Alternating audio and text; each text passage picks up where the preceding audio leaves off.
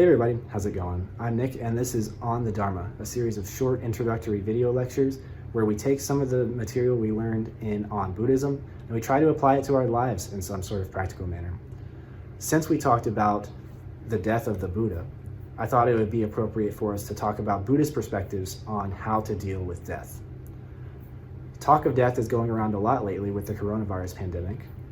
There's been several 100,000 deaths around the world, and I think that number will continue to increase. But death is inevitable. Though it does cause us sadness and grief, it is an inevitable part of life. So I want to share one of my favorite quotes from the Mr. Rogers movie about death.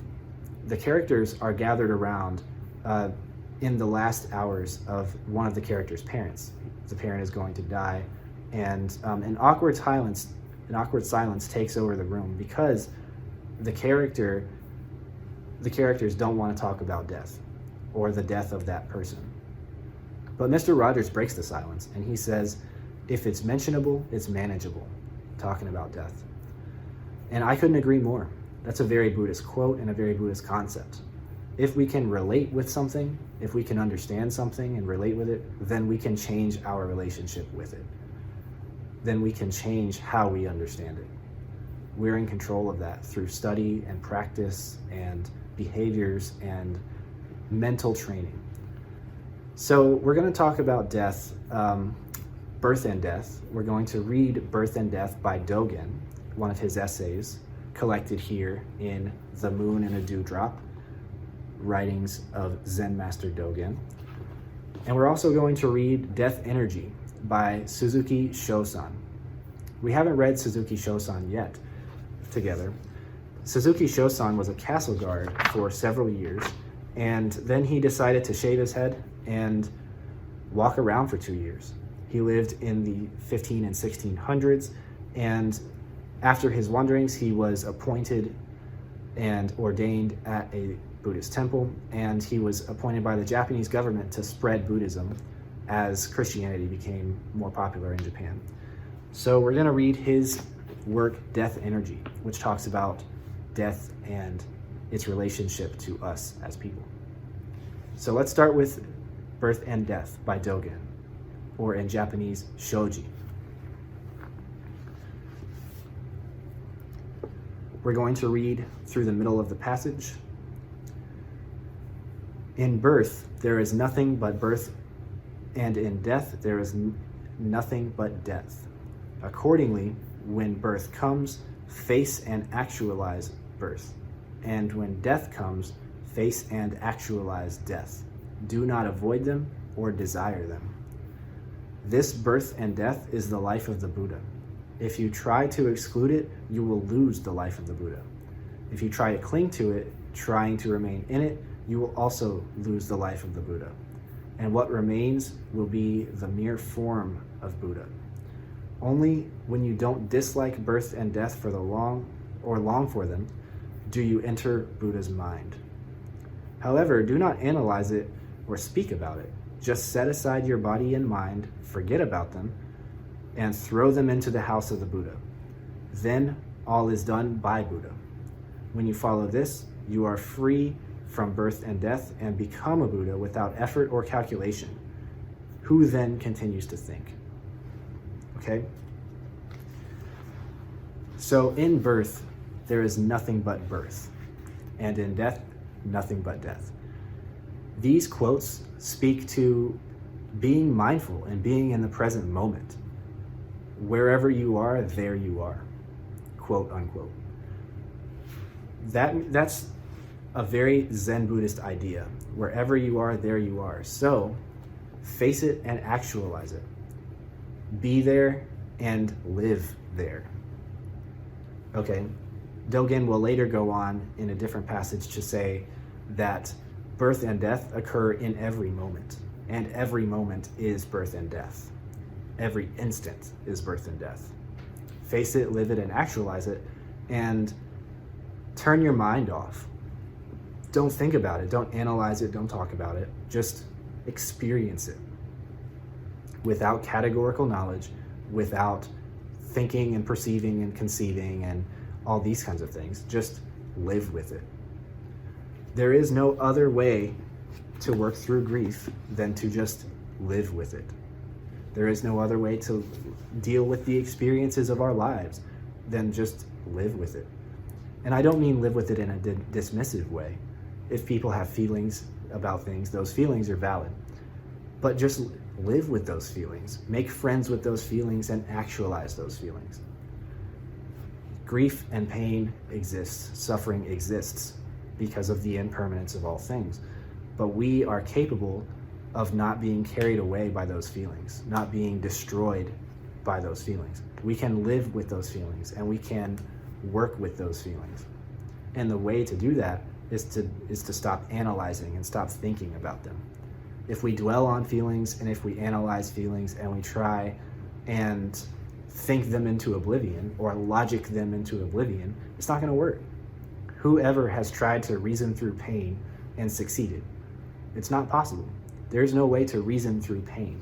There is only the way, the only path is to open up and just let it go. Let it go through you. Let it flow through your life. Let everything, pain, pleasure, happiness, joy, flow through and pass on. That's the only way to become a Buddha, according to Dogen here. This birth and death is the life of the Buddha. Now, if you try to think about it, if you try to exclude it or cling to it, you're not going to get it. You're not going to be there. It's not going to happen, right? You can't have these things as goals, as their own destinations, right? We talked about on Buddhism how the goal is practice, is living, is experiencing, is studying, and is enlightenment. And enlightenment is facing and actualizing things as they are. Actualizing things as they are. Okay? So let's move on from there and read some from Death Energy. Okay? I'm going to read through this and not pause as much because it's translated and written in a much more accessible manner than some of the material in Dogen. We must know without a doubt that joy lies in knowing birth and death. Now the truth that all who are born and must die is upon our lips, but we do not realize it in our hearts. Youth is soon over, the hair turns white, wrinkles furrow the brow, and the physical body declines day by day. And with every sunrise and sunset, our dewdrop of a life approaches its term. And yet, this never astonishes us. Death and taxes, they're inevitable. Last year gives way to this, spring passes and fall comes, but we do not understand what is meant by the scattering of the blossoms and the falling of the leaves. Though sparks from the flint flash before our eyes, we do not grasp that they are transient, that they are illusions.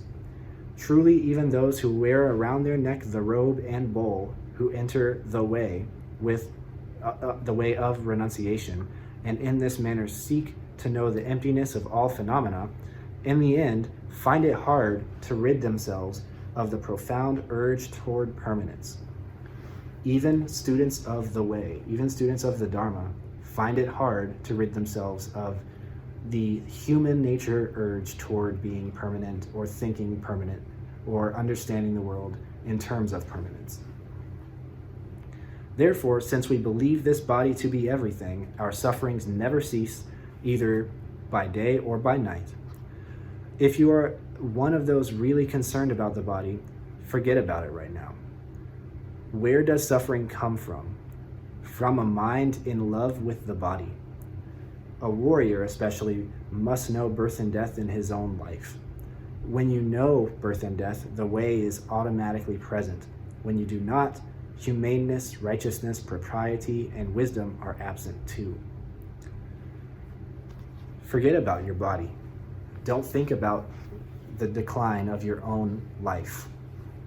Just step outside yourself for a moment and understand that birth and death exist, and that in that realm, so does the Dharma, so does the way of Buddha. So does the way of Buddha, and understand that when you look at the human mind objectively, it is in love with the body, because biologically it should be. The mind, from a evolutionary perspective, from a survival perspective, should love the body and do everything it can to create the permanence of the body. But it can't. And so we must realize that the body is impermanent and that the mind wants to make it so, and that causes suffering on some degree. What should your practice be? Simply to rid yourself of yourself. Alas, you can remind people that many of those they love and many of those they do not will die before they themselves do. But they will think that you are talking of someone else and will let your words go right over their head. Who lingers on for long? What thing endures the least while? This world, all dreams and fantasies, takes our whole gaze, fills our ears. Know then that this world has always been changing. If you clearly recognize that it does not last, what can stand in your way? I'm going to skip ahead here. I prefer death energy to understanding. Myself, I've had a feeble energy ever since I was young, but it was only much later that death energy came to me. Say someone has had his head cut off right now. I'd get it as though the head cut off were my own. When I hear someone has died, I get the energy just like that. Alas, I don't suppose much of this is getting through to your hearts. In my case, when I say that the pain of death assaults me, I mean my chest pounds and I am really in agony. If this were to go on long, the energy would wane. I myself at first thought this to be a bad thing, but on later consideration, I realized that this energy is the medicine for all ills. Everything is still, and the very truth stands out in its workings. Even now, people with death energy get good as time goes on. So I feel death energy may well be the start of leaving birth and death. So he prefers death energy.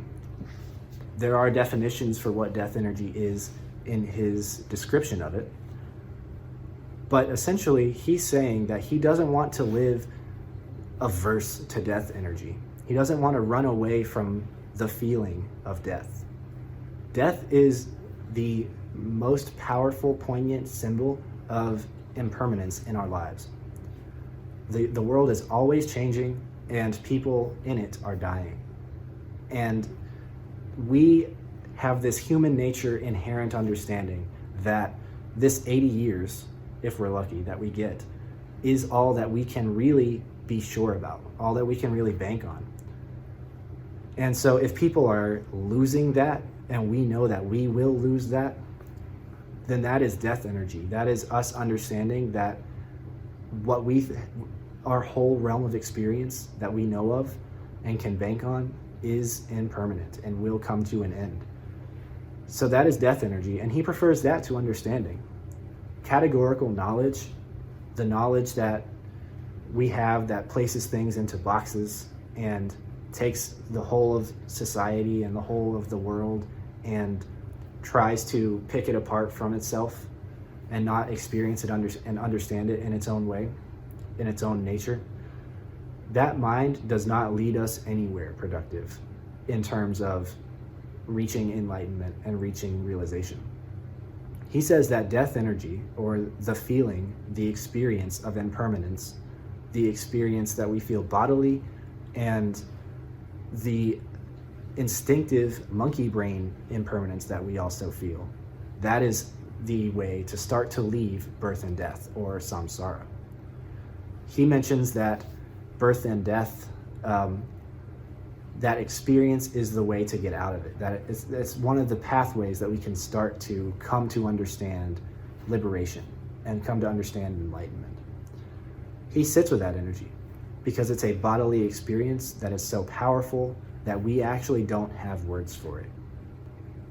Has anyone ever been able to say confidently that grief is the word for it, is the word that comprehensively defines all the feelings and communicates all the feelings that you feel upon someone's death? No.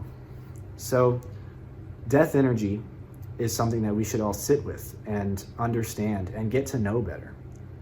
That is the way to not only ameliorate grief, but also a practice of reaching enlightenment. So meditate on that and let me know how you feel. Let me know what you come up with. Let me know what thoughts you have, what experiences you have, and how this understanding reaches you. I hope that you have found this interesting and learned something, and I hope that you found something you can take home and think about with you. I wish you all the best health and happiness and joy during the coronavirus pandemic and beyond, and I'll see you next time. Thank you.